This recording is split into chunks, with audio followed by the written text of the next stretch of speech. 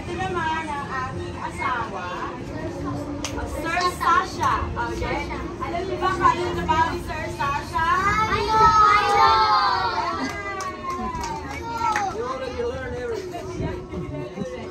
Ako naman, nagtuturo ako sa Korea ng mga art.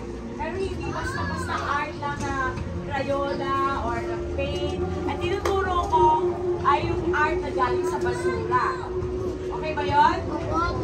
Narinig niyo na ba yun? Hindi pa. So, ang gagawin natin, bakit kaya gano'n? Kasi si Teacher Maria, mahal ang kalikasan. Mahal ko yung ating mundo and laging si basura. Kaya, isip ko, oh my God, paano natin gagawin ito? Maging useful sa atin. Isip ako ng paraan para gawin yung basura na art. Okay? Ngayon, take a look. Bakit kaya gano'n? Ang dami na kasi natin, 5 minutes lang to and then we will start. Ang dami natin kasi, problema na tubo. Narinig mo ko? Yes! You can sing. Mamaya kanta tayo na Save the Earth Song. Ang dami natin gusto na, ito, tingnan mo, ano to? Mga plastic bottles. Pag hakayaan mo na ng ganyan, kakalat at kakat, dadami at dadami, ano mangyayari? Ano mangyayari? Yes! Dudumi lalo yung ano natin, kapaligiran, di ba? Tapos yung pollution, tingnan mo, ano ba hinihinga natin? Ano kailangan natin?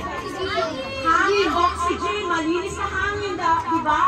So yan, kailangan natin maging aware tayo na yung mga ano bang factory sa Tagalog?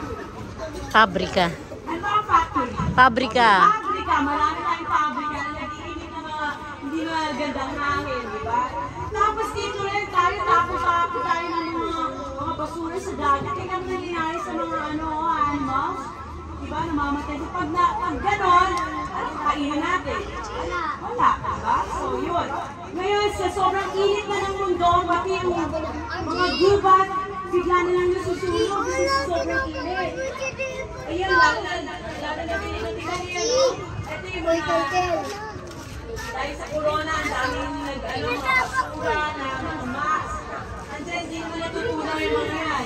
Nangyayari, ito, nagkakaroon tayo ng climate change and global warming.